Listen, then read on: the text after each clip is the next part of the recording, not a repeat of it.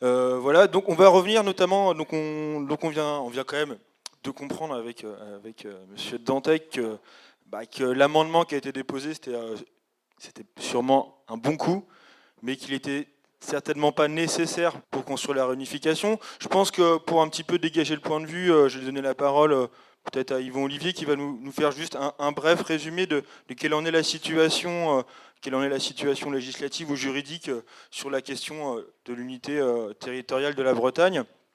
Et donc voilà.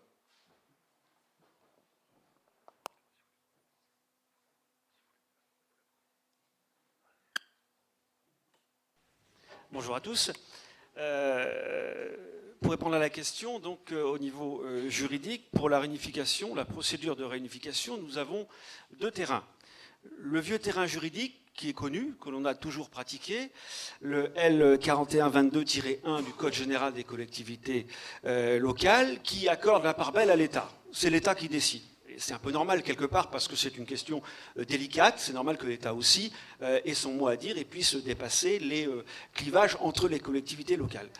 Les collectivités locales intéressées peuvent demander à ce que le Parlement, puisque c'est la loi, qui tranche dans ce cas-là.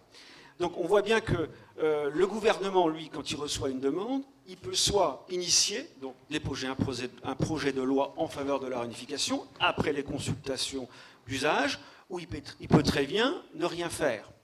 Et jusqu'à présent, toutes les demandes qui ont été formulées par nos collectivités locales intéressées, Loire-Atlantique, Conseil général de Loire-Atlantique, région Bretagne, 4 départements, eh bien, n'ont même pas eu de fin de non-recevoir. C'est-à-dire qu'il y a eu un silence assez religieux.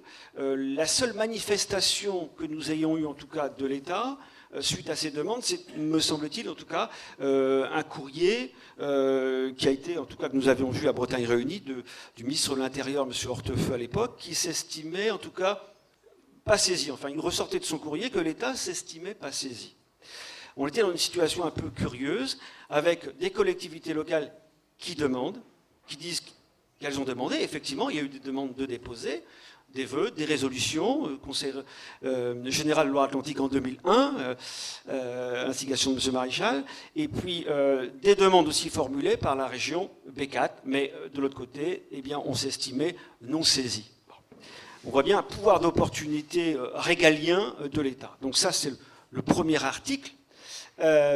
Cet article-là, quelque part, donc pouvoir d'opportunité de l'État, c'est évident, ça nous renvoie aussi un petit peu à l'idée de réparation, quelque part historique. Parce que ce que l'État a fait en nous imposant la partition, il peut aussi le défaire en recollant les deux morceaux.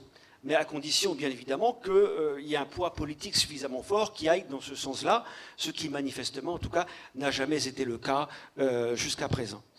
Et puis, le deuxième fondement, il y en a deux, c'est l'article L4122-1-1 du Code général de collectivité locale qui a été voté à l'issue, dans le cadre de la loi de décembre 2010, après le fameux rapport Balladur qui avait suscité bien des espoirs dans le camp des partisans de la réunification. Cet article que l'on n'attendait pas d'ailleurs dans cette loi-là, personne ne l'attendait, il est venu d'abord par un amendement du sénateur Delège, et puis après il a évolué, et cet article-là, eh bien, il consacre ce qu'on doit bien appeler un droit de veto à la région des Pays de la Loire, qui peut décider de ne pas demander avec les autres collectivités locales, et qui peut, surtout, il faut également un référendum local pour entériner cette demande-là, avec des conditions aussi assez difficiles. Enfin, on voit bien que cet article-là, de toute façon, je serais tenté de dire, hélas, il ne nous concerne pas ou ne nous concernera jamais parce que de toute façon, on imagine difficilement qu'une collectivité locale comme la région des Pays de la Loire se saborde. C'est pas du tout dans la nature des choses. Voilà, donc situation de blocage avec premier article. L'État ne suit pas les demandes qui ont été formulées pour les raisons qui sont les siennes, peut-être pas assez claires, en tout cas il ne veut pas, bon, il ne s'estime pas saisi. Et deuxième terrain, à l'initiative des collectivités locales, mais il faut un droit de veto des Pays de la Loire, et là c'est une situation de blocage dont on espère être sorti avec l'amendement qui vient de sortir, qui montre bien qu'avant il y avait une situation de blocage, mais hélas, on peut être assez pessimiste quant à l'avenir de cet amendement-là. Donc moi, par rapport tout simplement à ce qui vient d'être dit par le sénateur Dantec, je serais plus pessimiste que ça.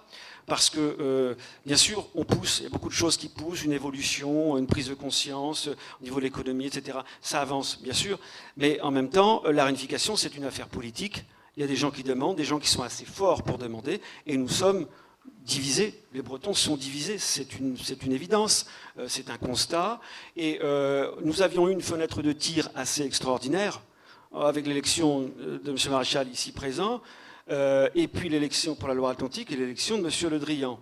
Bon, 2 partisans clairs, nets, irrévocables de la réunification, et pourtant rien n'a pu se faire.